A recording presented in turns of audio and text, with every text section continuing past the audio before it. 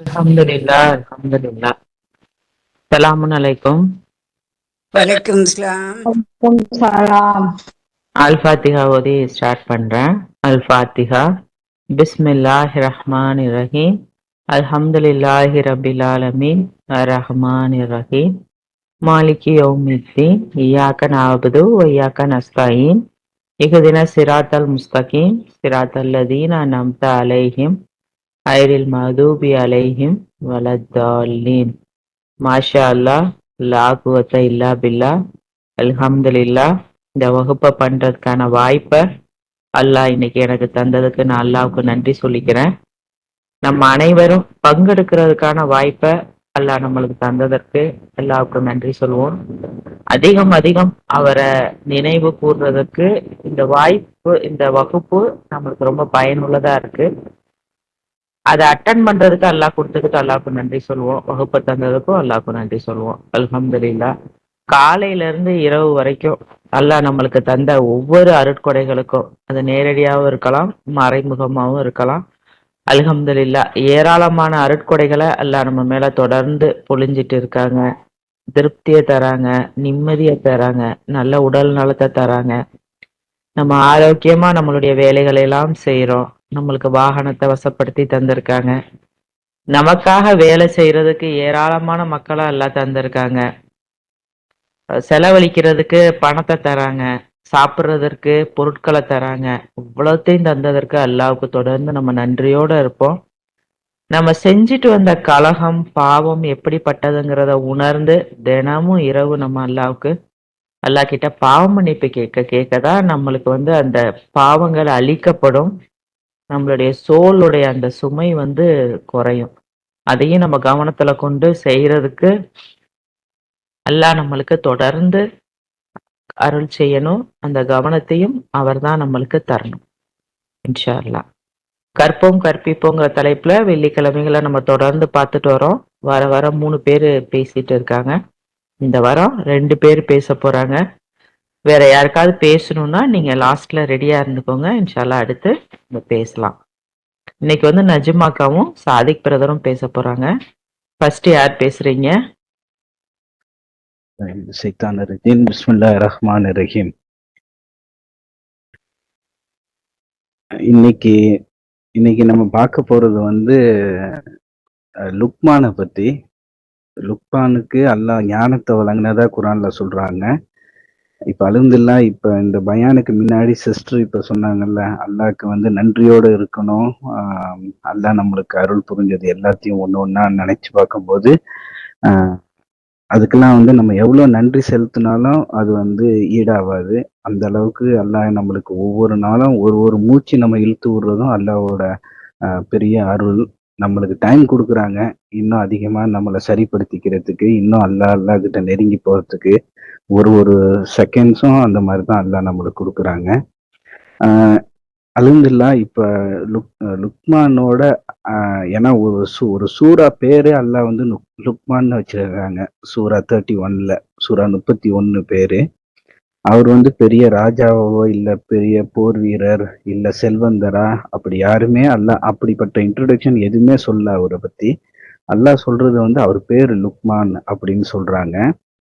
உலகத்துல யாருல பல பேர் அச்சீவ் பண்ணாத ஒரு பெரிய பொக்கிஷத்தை அவருக்கு அல்லாஹ் அருள்னதா அவருக்கு கிடைச்சிருக்கு. அதான் ஞானம், விஸ்டம் அப்படிங்கிறது அல்லாஹ் அவருக்கு வழங்கினதா அல்லாஹ் சொல்றாங்க.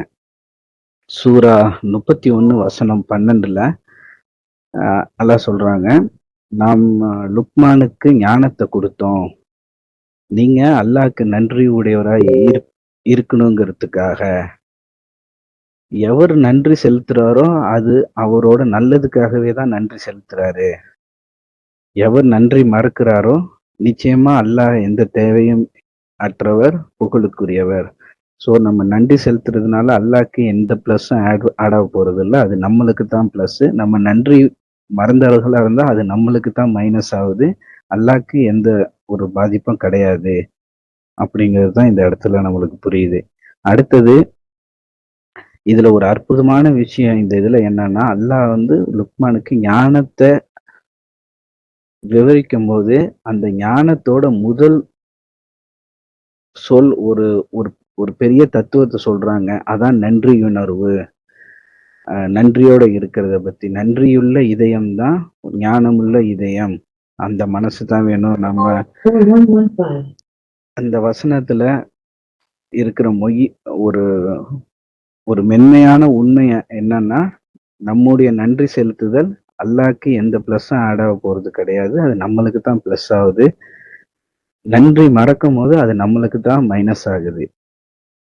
அடுத்தது சூரா 31 வசனம் 13ல லுக்மான் தன்னோட மகனுக்கு அறிவூட்டினாரு.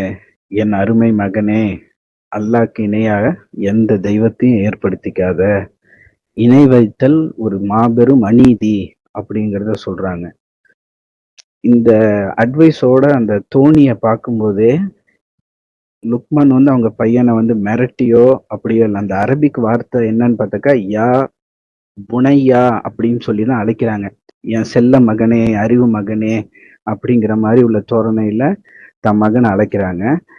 அழைச்சி அவங்க கொடுக்குற ஒரு பெரிய அட்வைஸ் என்னன்னா, அல்லாஹ்க்கு இணையா எந்த இணை தெய்வத்தையும் ஏற்படுத்திக்காத. அது ஒரு மாபெரும் இன்ஜஸ்டிஸ் அப்படிங்கறது சொல்றாங்க. அது ஒரு பாவம், ஒரு தப்புன்னு கூட சொல்ல, ஒரு மாபெரும் அநீதி, பெரிய அநீதி இழைக்கிற மாதிரி. நம்மளுக்கு நல்லது செஞ்ச ஒருத்தவங்கள மறந்துட்டு இன்னொரு ஆளை போய் நீ தேங்க் பண்ணுவியா அப்படிங்கிற மாதிரி. அது மாபெரும் அநீதி அப்படிங்கிறத சொல்றாங்க. அடுத்தது இதுல வந்து ஒரு 3 விதைய முக்கியமான விஷயத்த சொல்றாங்க. ஃபர்ஸ்ட் வந்து அந்த மாபெரும் அநீதி, அல்லாஹ்க்கு இணையா மற்றவங்கள நீ ஏற்படுத்திக்கிறது வந்து ஒரு மாபெரும் அநீதி அப்படிங்கிறத சொல்லிட்டு, அதுக்கு அடுத்த வார்த்தை பெற்றோர்களை பத்தி சொல்றாங்க. மனிதன் வந்து தன் பெற்றோர்களை வந்து கண்ணியப்படுத்தினே அப்படின்னு நாம் கட்டளையிட்டோம். அவருடைய தாய் அவனை சுமந்தாள். அந்த சுமை வந்து மேலும் மேலும் கனமாயிக்கிட்டே இருந்துச்சு. ஒரு குறிப்பிட்ட வயசு, ஒரு 2 வயசு, அதாவது அந்த பால் குடி மறக்கிற வரைக்கும் சொல்ற அந்த வயசு வரைக்கும் அவங்கள தீவிர கவனிப்போட பார்த்துக்கிட்டாங்க.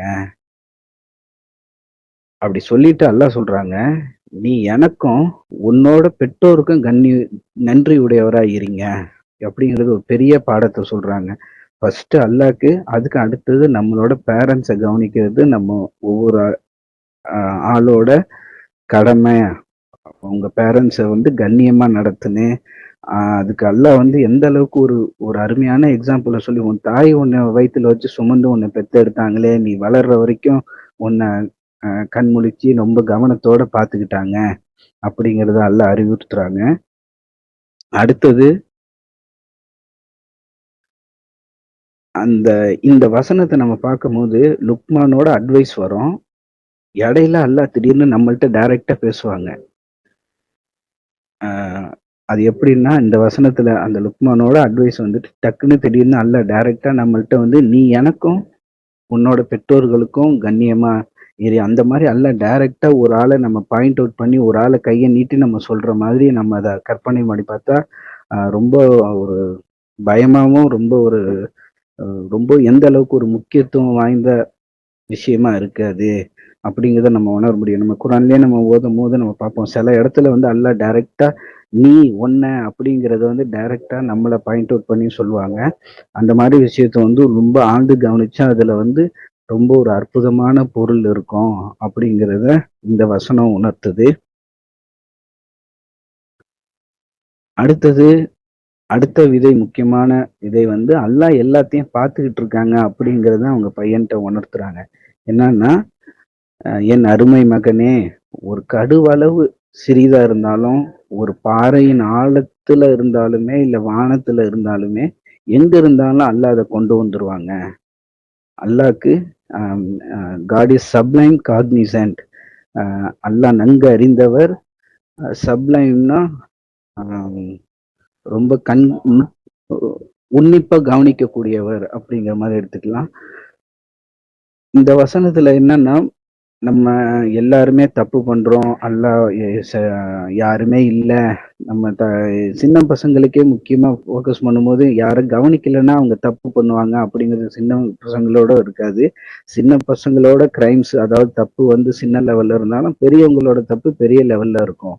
ஸோ அல்லாஹ் கவனிக்கிறாங்க, எல்லா நேரத்திலயுமே அல்லாஹ் நம்மள பார்த்துக்கிட்டு இருக்காங்க அப்படிங்கிற விஷயம் நம்ம மனசுல ஆழமா ஊறி போயிருந்தா, நம்ம வந்து அந்த மாதிரி தவறுகள் எதுவுமே நம்ம தனியா இருக்கும் போதோ, இல்ல நம்ம சுயமா சிந்திக்கும் போதோ அந்த தப்பான விஷயம் பக்கம் நம்ம போக மாட்டோம். ஸோ ஒரு சிறுவளவு கடுகளவு எந்த விஷயம் இருந்தாலும் அல்லாஹ் அதை வெளிக்கொண்டு வருவாங்க. நீ அதை எங்கேயுமே ஒளிச்சு வைக்க முடியாது. எல்லாத்துக்குமே ஒரு சிறு அளவு நல்லது பண்ணாலுமே அதுவும் மறைஞ்சு போகாது. அதுக்கான ரிவார்டு உங்களுக்கு இருக்கு அப்படிங்கிறத இந்த இடத்துல சொல்றாங்க. அதான் அது வந்து லுக்மான் தன் மகனுக்கு சொல்றாங்க. ஒரு சிறு அளவு இருந்தாலும் நிச்சயமா அல்லாஹ் அத வெளிக்கொண்டு வருவாங்க. அப்படிங்கிறத இதுக்கு வந்து ஒரு ஒரு சின்ன ஸ்டோரி, இமேஜினரி ஸ்டோரி என்னன்னா, ஒரு ஆளு அவர்கிட்ட வந்து ஒரு பழைய காலத்துல ஒரு பெரிய ஒரு ஆசிரியர் இருக்காரு. அவர்கிட்ட வந்து ஒரு 10 ஸ்டூடெண்ட்ஸ் படிக்கிறாங்க. அவங்கெல்லாம் வந்து எந்த அளவுக்கு அவர் சொன்ன கருத்தெல்லாம் புரிஞ்சுக்கிட்டாங்க அப்படின்னு டெஸ்ட் பண்றதுக்காக அவர் வந்து 10 பேருக்கிட்டையும் ஒரு ஒரு பொருளை கொடுத்து, இதை வந்து யாரும் கண்டுபிடிக்க முடியாத, யாரும் பார்க்காத ஒரு இடத்துல போய் மறைச்சு வைங்க அப்படின்றதும் 10 பேரும் ஒரு ஒரு திசை பக்கம் ஓடுறாங்க. ஒருத்தர் மலைக்கு மேல ஏறுறாரு, ஒருத்தர் குகைக்குள்ள போறாரு, அப்படி இப்படின்னு சொல்லிவிட்டு பல இடத்துல போய் மறைச்சு வைக்கிறாங்க.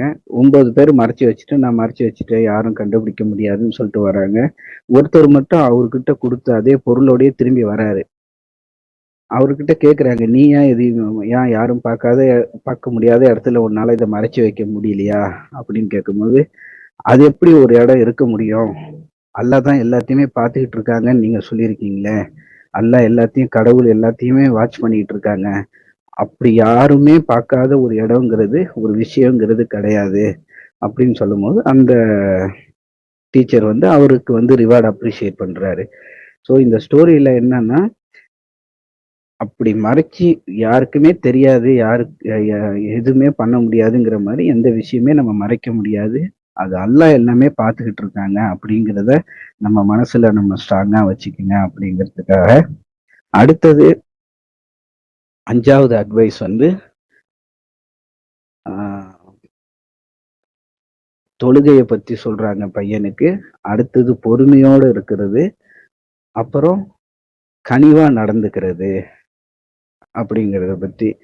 என் அருமை மகனே, தொடர்பு தொழுகை சலாத்தை நீ கடைப்பிடிப்பி. இது வந்து சூரா 31 வசனம் 17.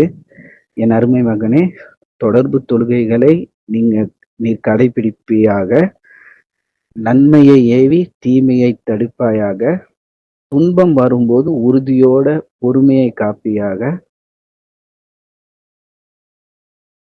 இவையே மிக்க கண்ணியமான பண்புகளாகும் அப்படிங்கிறத சொல்றாங்க. இதுல வந்து தொழுகையை கடைபிடிக்கணும்னு சொல்லிட்டு நன்மையை ஏவி தீமையை தடுக்கணும். அப்புறம் துன்பம் வரும்போது உறுதியோடையும் பொறுமையோடையும் இருக்குன்னு. நம்ம எல்லாருக்குமே வாழ்க்கையில கிராஃப் வந்து ஒரே மாதிரியே இருக்காது. அப்படியே ஸ்டெடி லைனா அப்படியே போகாது. நம்மளுக்கு லைஃப்ல வந்து ஏற்றம் இருக்கும், இறக்கம் இருக்கும், உடல் நலம் பாதிப்பு வரும், இல்ல ஃபினான்ஷியல் ட்ரபிள் வரும், இல்ல சொந்தத்துக்குள்ள பிரச்சனை வரும். இப்படி பல வகையில நம்மளுக்கு வந்து லைஃப் மேல கீழன்னு போய்கிட்டு இருக்கோம். அந்த மாதிரி எல்லா நேரத்திலையும் உறுதியோட இருக்குன்னு அப்படிங்கிறத கத்துக் கொடுக்குறாங்க. ஸோ அவங்க பையனுக்கு அவங்க சொல்லும்போது இது ஒரு முக்கியமான படிப்பினையா இருக்கு. தொழுகை இப்ப நன்மையை ஏவி தீமையை தடுக்கிறது அதெல்லாம் சொல்லிட்டு, துன்பம் வரும்போதும் உறுதியோடையும் பொறுமையோடையும் ஈரிங்க. இவை வந்து கண்ணியமான பண்பு அப்படிங்கிறாங்க. ஹானரபிள் ட்ரைட்ஸ் அப்படின்னு சொல்றாங்க.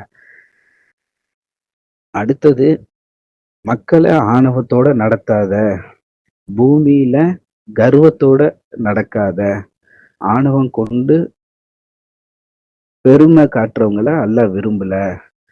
பணிவுடன் நடக்கணும், உன் குரலை தாழ்த்திக்கொள், குரல்லையே மிகவும் மோசமானது கழுதையின் குரல் அப்படிங்கறத சொல்றாங்க. ஸோ இப்ப சாதாரணமா இப்ப பசங்க அவங்கள்ட்ட ஏதாச்சும் ஒரு தப்பு பண்றாங்க, அவங்கள ஒரு கோவத்தோட திட்டுறோம், அந்த மாதிரி இருக்கும்போது பதிலுக்கு அவங்களோட சவுண்டும் ரொம்ப உயர்த்தும். அந்த சவுண்டே வந்து இன்னும் கொஞ்சம் மற்றவங்களுக்கு இன்னும் கொஞ்சம் கோபத்தை இன்னும் அதிகப்படுத்தும். ஸோ அந்த மாதிரி வந்து இப்போ ஒரு சின்ன பசங்களுக்கு அப்படின்னா நம்மளுக்கும் சரி பணியோட இது இந்த அட்வைஸ் வந்து நம்ம எல்லாருக்கும் சேர்த்து தானே.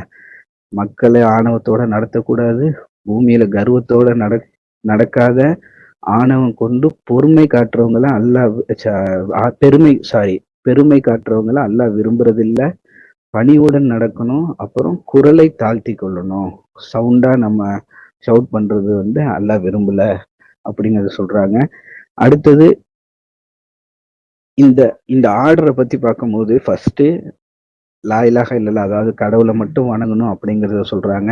அடுத்தது பெற்றோரை கவனிக்கணும் அப்படிங்கறத சொல்றாங்க. அப்புறம் சுத்தி இருக்கிறவங்கள, அதாவது ஆணவத்தோட நடக்கக்கூடாது, பெருமை காட்டிக்க கூடாது அப்படிங்கிறத அந்த ஆர்டரை சொல்றாங்க. இந்த இந்த இதுல எல்லாத்துலயுமே பார்க்கும்போது நம்மளுக்கும் அதிகமான படிப்பினை இருக்கு. ஏன்னா அல்லாஹ் ஒரு ஆளை வந்து இவர் ஞானம் மிக்கவர், அவரோட அட்வைஸ்ன்னு சொல்லிட்டு குரான்ல மென்ஷன் பண்ணி நம்மளுக்கு காட்டுறாங்கங்கும் போது அதுல இன்னும் நிறைய விஷயங்கள் ஒளிஞ்சி இருக்கும், நல்ல படிப்பினைகள். இன்ஷால்லாஹ் நம்ம இன்னும் நல்லா ஆராய்ஞ்சு கத்துப்போம். அல்ஹம்துலில்லாஹ் முடிச்சுக்கிறேன். அல்ஹம்துலில்லாஹ், அல்ஹம்துலில்லாஹ், மாஷா அல்லாஹ். ரொம்ப ஒரு சிறப்பான நினைவூட்டல் பிரதர். எப்பவுமே படிச்சுட்டு போகக்கூடிய வசனங்கள் தான். பட் அதை வந்து நீங்க இவ்வளோ விளக்கி சொல்லும் போது நான் யோசிச்சுட்டே இருக்கேன். சாதாரணமா படிச்சுட்டு போவோம், அதுக்குள்ள எவ்வளோ ஆழ்ந்த அர்த்தங்களை வந்து அல்லாஹ் வச்சிருக்காங்க. நீங்க சொன்ன மாதிரி அந்த லுக்மானுடைய பேரு, அவர் இந்த மாதிரி விஷயங்கள் சொன்னாரு, அதை கடைபிடிச்சாருங்கிறதுக்காக அல்லாஹ் அவரை வந்து அதுல வச்சிருக்கிறது அப்படிங்கிறது வந்து, அப்ப அவர் எப்படி இருந்திருப்பார், எவ்வளோ நன்றி உடையவரா அவர் இருந்திருந்தாருன்னா அல்லாஹ் அவர் பேர்ல அந்த அத்தியாயத்தையே வச்சிருப்பாங்க. பிள்ளைங்களுக்கு வந்து கடவுளை பத்தி சொல்லி கொடுக்கறது அப்படிங்கிறது வந்து அவருடைய தன்மைகளை சொல்லி கொடுக்கறது தான். அவர் எவ்வளவு வல்லமை மிக்கவர், எப்படி பார்க்கக்கூடியவர் அப்படின்னு ஒவ்வொரு விஷயத்தையும் கடவுளை தன்மைகளை சொல்லி கொடுக்கறது தான் கடவுளை பத்தி சொல்றது அப்படிங்கிறதையும், ஒவ்வொரு விஷயத்தையும் உதாரணமா இன்னலை எதிர்கொள்ளும் போது பொறுமையா இருக்கிறத பத்தி ஒன்னொன்னையும் வந்து எப்படி பிள்ளைங்களுக்கு சொல்லி கொடுக்கணும், அவர் எப்படி சொல்லி கொடுத்தாரு, எவ்வளவு பணிவா இருக்கணும், அது ரொம்ப சிறப்பா இருந்துச்சு பிரதர். மாஷா அல்லாஹ், அல்ஹம்துலில்லாஹ். வேற யாரும் இதை பத்தி சொல்றீங்களா? அல்ஹம்துலில்லாஹ். இது இது இன்னைக்கு ஜும்மா பயானா இதுதான் இருந்துச்சு. அல்ஹம்துலில்லாஹ், ரொம்ப சிறப்பான நினைவூட்டல். அல்ஹம்துலில்லாஹ், அல்ஹம்துலில்லாஹ். உண்மையிலே பிரதர், இணை தெய்வ வழிபாடு அதை தவிர்த்துக்கிறது, ஒரு இறைவனை வணங்குறது, அவருக்கு நன்றியோட இருக்கிறது, பேரண்ட்ஸை வந்து ரொம்ப நல்லபடியா பாத்துக்கிறது, கடவுளுடைய தன்மைகளை உணர்றது, நம்மளுடைய கேரக்டர்ஸை வந்து நம்ம எவ்வளோ கரெக்டா வச்சுக்கணும், எவ்வளோ பணிவா பொறுமையா இரக்கத்தோட கனிவோட இருக்கணும், நம்ம பேச்சு குரல் கூட நம்மளுக்கு எப்படி இருக்கணும் அப்படிங்கிறது எல்லாத்தையுமே கடவுள் நம்மளுக்கு வந்து உதாரணங்களா சொல்லி கொடுக்கறாங்க அப்படிங்கிற ஒரு அழகான நினைவூட்டல் பிரதர். அல்ஹம்துலில்லாஹ், மாஷா அல்லாஹ். அஜ்மாக்கா பேசுறீங்களா? அஸ்ஸலாமு அலைக்கும். வலைக்கம் சலாம்.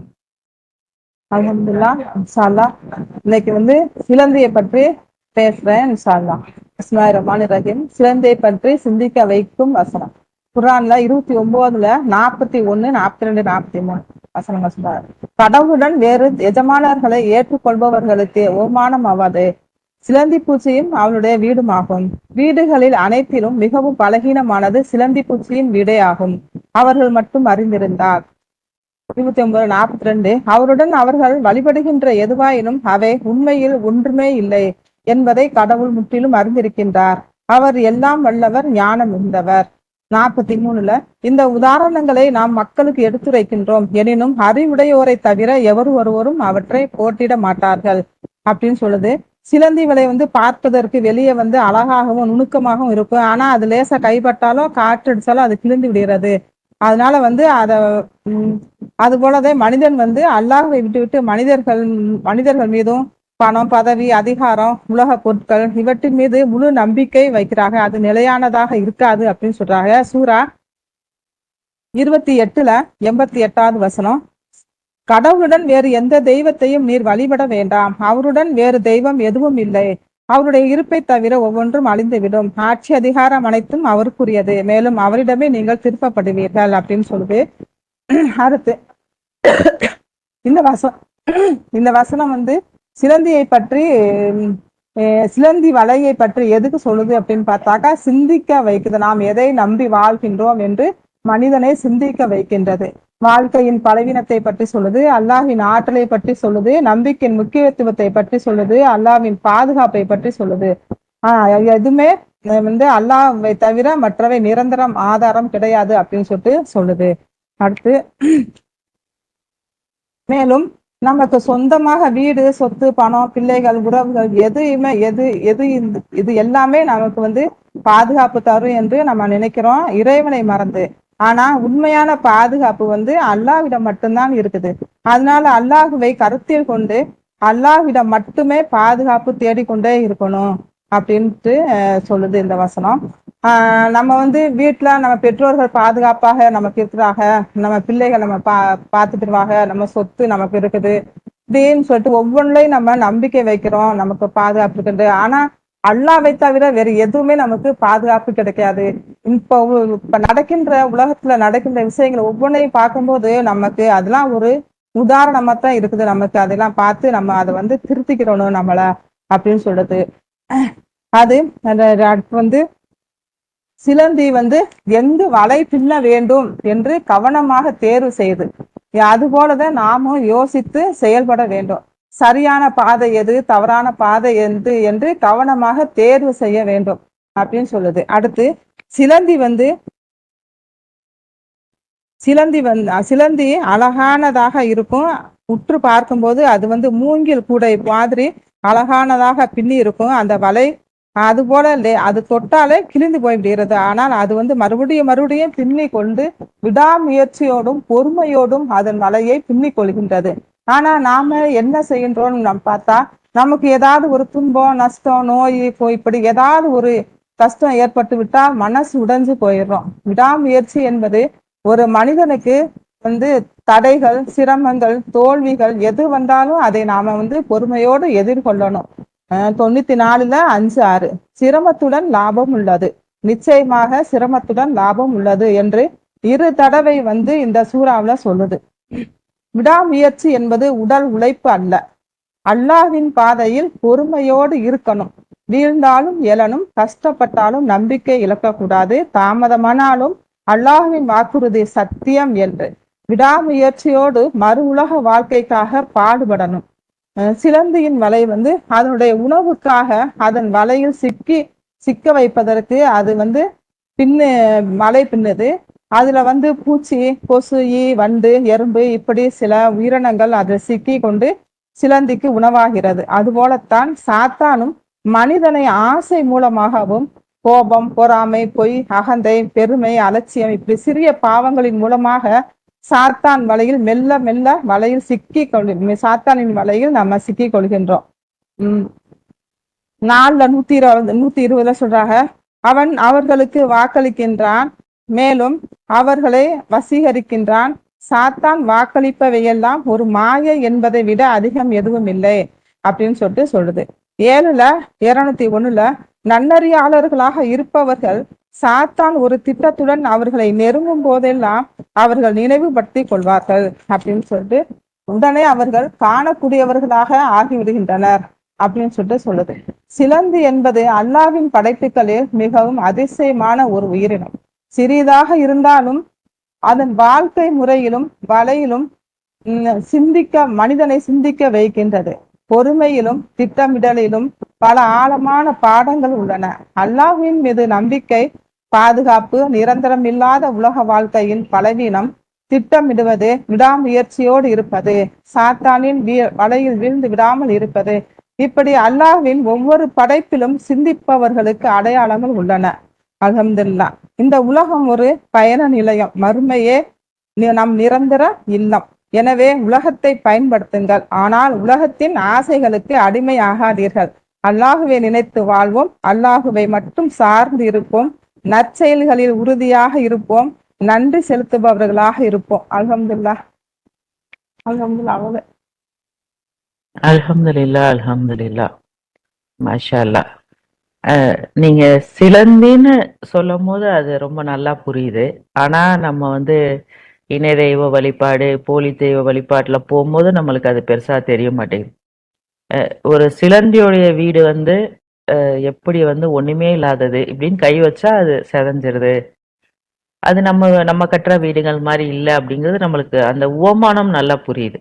ஆனா அதே மாதிரிதான் நம்ம சார்ந்து இருக்கக்கூடிய மனிதர்களோ, நம்ம வேற யாரையும் நினைச்சுக்கிறதோ, வேற யாரும் கொடுப்பாங்கன்னு நினைக்கிறதோ எவ்வளவு பலகீனமானது அப்படிங்கிறத நம்ம மனசு முழுசா உணருதா அப்படின்னா, பல நேரங்கள்ல என் மனசுல அது உணரல அப்படிங்கிறத வந்து இந்த நீங்க சிலந்தியின் உதாரணம் மூலம் சொல்லும்போது எனக்கு நல்லாவே ரியலைஸ் பண்ண முடியுது. அவர் எப்பேர்ப்பட்டவர்? அவர் நினைச்சாருன்னா இந்த சொத்து ஒரு நிலநடுக்கம் வருது, அப்படியே சாஞ்சு போயிடுது. வெள்ளம் வருது, அடிச்சிட்டு போயிடுது. புள்ளைங்க இல்லாம போயிடுறாங்க. அல்லாஹ் நினைச்சா எல்லாத்தையும் ஒண்ணும் இல்லாம ஆக்கிருவாரு. அப்ப நம்மளுக்கு குடுத்து, நம்மள பாதுகாத்து, எல்லாத்தையும் கட்டுப்படுத்தி, தீர்மானிச்சு, எல்லாத்தையும் செய்யக்கூடியவரா யார் இருக்காரு? அப்படின்னு பார்த்தா கடவுள் தான் இருக்காரு அப்படிங்கிறதுக்கு இந்த மாதிரி உதாரணங்கள் மூலமா அல்லாஹ் நம்மளுக்கு வந்து அதை எடுத்து காட்டுறாங்க அப்படிங்கிறத ரொம்ப அழகா சிறப்பா அந்த சிலந்தியோட இத பத்தி சொல்லி சொன்னது ரொம்ப நல்லா இருந்துச்சுக்கா. அல்ஹம்துலில்லாஹ், மாஷா அல்லாஹ். அல்ஹம்துலில்லாஹ். இந்த குர்ஆன்ல ஒவ்வொரு தலைப்புகள் பின்னாடி அவ்வளவு விஷயங்களை அவ்வளவு இருக்குது. இப்படி ஒவ்வொன்றையும் சிந்திச்சு பார்த்தோமாக்கும் இப்ப லுக்மான பத்தி கூட மாஷா அல்லாஹ். சொன்னாங்க அந்த வசனத்துல. அதே மாதிரி சிலந்தி, தேனி, எறும்பு, இப்படி நிறைய ஒவ்வொரு ஆமா, சுவர்களை பத்தி ஜாயித் பாய் சொன்னாங்க. இப்படி ஒவ்வொரு அந்த இதுகளையும் தலைப்புகளையும் பத்தி நம்ம யோசிச்சு பார்த்தோமாக்கும் அவ்வளவு நிறைய விஷயங்கள் இருக்கு. புரியுது. அல்ஹம்துலில்லாஹ். கண்டிப்பா, கண்டிப்பாக்கா. அது கூட சொல்லுவாங்கல்ல, இந்த ஆண் சிலந்தி அது கொன்றும், பெண் சிலந்தி ஆமா, இருக்கிறனால அந்த பெண்புல. வீடு பலகீனமானது. அப்படி ஒரு உதாரணமும் சொல்றாங்க. நிறைய விஷயங்கள் இருக்கு. அல்லாஹ் ஒரு தலைப்பை கொடுக்குறாருன்னா, அதான் சொல்றாருல, பெருங்கடலே மையானாலும் உன்னால விளக்கம் எழுத முடியாது அப்படின்னா, அவ்வளோ ஆழ்ந்த பொருள் பதிந்த விஷயங்கள் அதுக்குள்ள இருக்கு அப்படிங்கறது தான் அல்லாஹ் நம்மளுக்கு சொல்லி தராங்க. மாஷா அல்லாஹ், அல்ஹம்துலில்லாஹ். ரொம்ப சிறப்பா இருந்ததுக்கா. அல்ஹம்துலில்லாஹ். நீங்க சொன்னதுல மெயினா மனசுக்குள்ள போனது என்னன்னா, அந்த வலை வந்து எவ்வளவு பலகீனமானதோ, ஒண்ணுமே இல்லாததோ, இப்படின்னா உடைஞ்சு போறதோ, அதே மாதிரிதான் நம்ம நினைக்கக்கூடிய சொத்து, பிள்ளைகள், நம்ம சார்ந்து இருக்கக்கூடிய கணவன், மனைவியோ, பிள்ளைகளோ எல்லாமே ஒரு நிமிஷத்துல ஒண்ணு இல்லாம போயிடக்கூடியவங்க. அல்லாஹ் மட்டும்தான் நிரந்தரமானவர். அவர் கூட நம்மளுக்கு இருக்கிற ரிலேஷன்ஷிப்பை மட்டும்தான் நம்ம டெவலப் பண்ணிக்கிறணும். அதேதான் நம்மளுக்கு வந்து லுக்மான் இதுல சாதிக் பிரதர் நம்மளுக்கு அதுதான் நம்மளுக்கு நினைவூட்டுனாங்க. அல்லாஹ்வை வழிபடுறதும், அவருக்கு நன்றியோட இருக்கிறதும், அவருடைய தன்மைகள், அவர் எவ்வளவு வல்லமை மிக்கவரு. எல்லா இடங்களிலும் நம்ம போகக்கூடிய எல்லா நேரங்களிலும், எல்லா இடங்களிலும் நம்ம கூடயே இருக்கக்கூடியவரு. ஒரு கடுகின் வித்தளவுக்கு இருந்தா கூட அவர் அதை பார்க்கக்கூடியவரா, அது பாறைக்கு கீழே இருந்தாலும் அதை பார்க்கக்கூடியவரா நம்முடைய கடவுள் இருக்காரு அப்படிங்கிற அந்த தன்மைகளை உணர்றதும், வாழ்க்கையில கஷ்ட நஷ்டங்கள் வரும் பொழுது தைரியமா இரு, ஒண்ணுமே இல்லை, இதெல்லாம் ஒண்ணுமே இல்லை அப்படிங்கிறத சொல்லி பிள்ளைங்களை வந்து நம்ம வந்து பலப்படுத்திக்கிட்டே இருக்கணும். நீ இப்படி பண்ண, அதனாலதான் உனக்கு இப்படி ஆயிடுச்சு பாத்தியா, நான் சொன்னேன் பாத்தியா, உனக்கு இப்படி ஆயிடுச்சு பாத்தியா, அதுதான் நீ என் பேச்ச கேட்கல. அப்படியெல்லாம் நம்ம சொல்லாம, உனக்கு கஷ்டமா இருக்கா, நீ அல்லாஹ் பக்கம் உறுதியா இரு, அல்லாஹ் உனக்கு அந்த இன்னலை விளக்கிடுவாரு அப்படின்னு பிள்ளைங்களுக்கு நம்ம உறுதியோடு இருக்க கத்துக் கொடுக்கணும், லுக்மான் மாதிரி அப்படின்னு சொல்லி அல்லாஹ் அவரை உதாரணமா சொல்லி நம்மளுக்கு சொல்லி கொடுக்குறாங்க. எவ்வளவு செல்வ செழிப்போட இருந்தாலும் ரொம்ப வந்து ஹம்பிளா இருக்க கத்துக் கொடுக்கணும் பிள்ளைங்களுக்கு. சிலர் பாத்தீங்கன்னா அவங்களுக்கு ஈக்குவலா இருக்க ஆளுங்களோட தான் பழக கத்துக் கொடுப்பாங்க. வசதி இல்லாதவங்க, ஏழைங்கன்னா அதுல பாகுபாடு பார்ப்பாங்க. அவங்கள்ட்ட எப்படி பேசணும், எப்படி அவங்கள்ட்ட நடந்துக்கிறணும், அவங்களுடைய சுச்சுவேஷன்ல இருந்து எப்படி நம்ம அந்த விஷயத்த பார்க்கணுங்கிறதெல்லாம் தெரியாது. சின்ன வயசுல இருந்தே எல்லா மக்களோடையும் எப்படி மிங்கிளாகி இருக்கணும், எல்லார்ட்டையும் எப்படி பணிவா இருக்கணும், ஆணவமா நடக்கக்கூடாது, பெருமை பேசக்கூடாது, இதெல்லாம் பிள்ளைங்களுக்கு நம்ம கண்டிப்பா சொல்லி கொடுக்கணும். மெதுவா பேசுறது, கூச்சல் போடக்கூடாதுங்கிறது முதற்கொண்டு ஒண்ணு விடாம பிள்ளைங்களுக்கு சொல்லி கொடுக்கணுங்கிறதையும் அல்லாஹ் நம்மளுக்கு லுக்மானுடைய வரலாற்றுல இருந்து சொல்லி தராங்க. அந்த பேரண்ட்ஸ்க்கு வந்து இதுல ஒரு பெரிய பொறுப்பு இருக்கு. இந்த விஷயங்களை எல்லாம் நம்ம பிள்ளைங்களுக்கு நம்ம சொல்லி கொடுக்குறோமா, அப்படி அவங்களுக்கு நம்ம சொல்லி கொடுக்கணும்னா முதல்ல நம்ம அந்த விஷயத்துல ரொம்ப கரெக்டா இருக்கணும், நம்ம அதை கடைபிடிக்கணும். ஸோ இது இது 2 in 1. நம்மளும் சரியா இருக்கணும், நம்ம பிள்ளைங்களுக்கும் சொல்லி கொடுக்கணுங்கிறத கத்து கொடுத்துருக்காங்க அல்லாஹ் இன்னைக்கு நம்மளுக்கு. அல்ஹம்துலில்லாஹ். 2 விஷயங்களையுமே நம்ம கவனத்துல கொண்டு நம்ம வாழ்க்கையில தொடர்ந்து கடைபிடிக்கிறதுக்கு அல்லாஹ் நம்மளுக்கு அருள் செய்வாராக. அல்ஹம்துலில்லாஹ். நானே துவா பண்ணிடுறேன். அவுது பில்லாஹி மினஷ் ஷைத்தானிர் ரஜீம். பிஸ்மில்லாஹிர் ரஹ்மானிர் ரஹீம். அன்பாளரே, அருளாளரே, எங்கள் அருகில் இருப்பவரே, பிரார்த்திப்பவர்களின் பிரார்த்தனைக்கு பதிலளிப்பவரே, எங்கள் இரட்சகரே, எல்லாம் வல்ல எங்கள் அல்லாஹுவே, ஆரம்ப கர்த்தாவே, படைப்பவரே, உரு கொடுப்பவரே, வடிவமைப்பவரே, காப்பவரே, நீரே துதிப்பிற்குரியவர். நீர் எங்களுக்கு கற்பித்தவற்றை தவிர எங்களுக்கு எந்த அறிவும் இல்லை. நீரே சர்வமும் அறிந்தவர், ஞானம் மிகுந்தவர். எங்கள் இரட்சகரே, உமக்கு சரணடைந்தவர்களாக எங்களை ஆக்குவீராக. எங்களுடைய சந்ததியிலிருந்தும் உமக்கு சரணடைந்த ஒரு சமூகம் இருக்க செய்வீராக. எங்கள் மார்க்க சடங்குகளை எங்களுக்கு கற்றுத்தருவீராக. எங்களை மீட்டுக் கொள்வீராக. நீரே மீட்பவர், மிக்க கருணையாளர். எங்கள் இரட்சகரே, எங்கள் பாவங்களை நாங்கள் ஒப்புக்கொள்கின்றோம். நாங்கள் பிழை பொறுக்க தேடுகின்றோம். எங்களை மன்னிப்பீராக. எங்களை மீட்டுக் கொள்வீராக. எங்கள் இரட்சகரே, இவ்வுலகில் எங்களுக்கு நன்மையையும் மறு உலகில் நன்மையும் எங்களுக்கு வழங்குவீராக. நரகின் வேதனையிலிருந்து எங்களை தடுத்திடுவீராக. எங்கள் இரட்சகரே, எங்களுக்கு உறுதிப்பாட்டை வழங்குவீராக. எங்கள் பாதங்களை பலப்படுத்துவீராக. நம்ப மறுக்கின்ற மக்களுக்கு எதிராக எங்களுக்கு ஆதரவளித்திடுவீராக. எங்கள் இரட்சகரே, நாங்கள் மறந்து விட்டாலோ அல்லது தவறு செய்து விட்டாலோ எங்களை தண்டித்து விடாதீர். எங்கள் இரட்சகரே, எங்களுக்கு முன்னிருந்தோர் செய்தது போல் உமக்கு எதிராக நிந்தனை செய்வதை விட்டும் எங்களை பாதுகாப்பீராக. எங்கள் இரட்சகரே, வருந்தி திருந்துவதற்கு மிகவும் காலதாமதமாகிவிடும் வரையிலும் பாவம் செய்து கொண்டிருப்பதிலிருந்தும் எங்களை பாதுகாப்பீராக. எங்களை பிழை பொறுப்பீராக. எங்களை மன்னிப்பீராக. எங்கள் மீது கருணை கொள்வீராக. நீரே எங்கள் இரட்சகரும் அதிபதியுமாக இருக்கின்றீர். நம்ப மறுக்கின்ற மக்களுக்கு எதிராக எங்களுக்கு வெற்றியை தருவீராக. எங்கள் இரட்சகரே, இப்பொழுது நீர் எங்களை வழிநடத்தி விட்டீர். பின்னர் எங்களுடைய இதயங்களை தடுமாற விட்டு விடாதீர். உம்முடைய கருணையை எங்கள் மீது பொழிவீராக. நீர்தான் கொடையாளியாக இருக்கின்றீர். எங்கள் இரட்சகரே, நாங்கள் நம்பிக்கை கொண்டுள்ளோம். ஆகையால் எங்கள் பாவங்களை எங்களுக்கு மன்னிப்பீராக. நரக நெருப்பின் வேதனையிலிருந்து எங்களை காத்திடுவீராக. எங்கள் இரட்சகரே, பள்ளியின் கட்டுமான வேலைகளை எந்த சிரமமோ தாமதமோ இன்றி சிறப்பான முறையில் கட்டி முடிப்பதற்கு எங்களுக்கு அருள் செய்வீராக. எங்களை ஆசீர்வதிப்பீராக. எங்கள் இரட்சகரே, எங்களுக்கு வாழ்வாதாரங்களை வழங்குவீராக. நீரே வழங்குபவர்களில் சிறந்தவராக இருக்கின்றீர். எங்கள் இரட்சகரே, எங்கள் பாவங்களுக்காகவும் எங்களுடைய வரம்பு மீறலுக்காகவும் எங்களை தண்டித்து விடாதீர். எங்கள் இரட்சகரே, எங்களை மன்னிப்பீராக. எங்கள் பாதங்களை பலப்படுத்துவீராக. எங்கள் இரட்சகரே, நீரே எங்களுக்கு போதுமானவர். நீரே மிகச் சிறந்த பாதுகாவலர். எங்கள் இரட்சகரே, இவை அனைத்தையும் நீர் வீணிற்காக படைக்கவில்லை. நீர் துதிப்பிற்குரியவர். நரகத்தின் தண்டனையிலிருந்து எங்களை காப்பீராக. எங்கள் இரட்சகரே, எங்கள் ஆத்மாக்களுக்கு நாங்கள் அநீதம் இழைத்து கொண்டோம். நீர் எங்களை மன்னித்து எங்கள் மீது கருணை புரியவில்லை என்றால் நாங்கள் நஷ்டவாளிகளாகி விடுவோம். எங்கள் இரட்சகரே, கௌரவமானதொரு நுழைவிற்குள் எங்களை நுழைய அனுமதிப்பீராக. கௌரவமானதொரு புறப்பாட்டுடன் புறப்பட எங்களை அனுமதிப்பீராக. உம் புறத்திலிருந்து சக்தி மிக்கதொரு ஆதரவை எங்களுக்கு அளிப்பீராக. ரப்பனா தகபல் மின்னா இன்னக அன்த ஸமீஉல் அலீம். அல் ஃபாத்திஹா. பிஸ்மில்லாஹிர் ரஹ்மானிர் ரஹீம். அல்ஹம்துலில்லாஹி ரப்பில் ஆலமீன். அர்-ரஹ்மானிர் ரஹீம். மாலிகி யௌமித்தீன். இய்யாக நஅபுது வ இய்யாக நஸ்தஈன். இஹ்தினஸ் ஸிராத்தல் முஸ்தகீம். ஸிராத்தல் லதீன அன்அம்த அலைஹிம் கைரில் மக்தூபி அலைஹிம் வலத்தால்லீன். மாஷா அல்லாஹ், லா குவத்த இல்லா பில்லாஹ். அல்ஹம்துலில்லாஹ். ஸலாமுன் அலைக்கும்.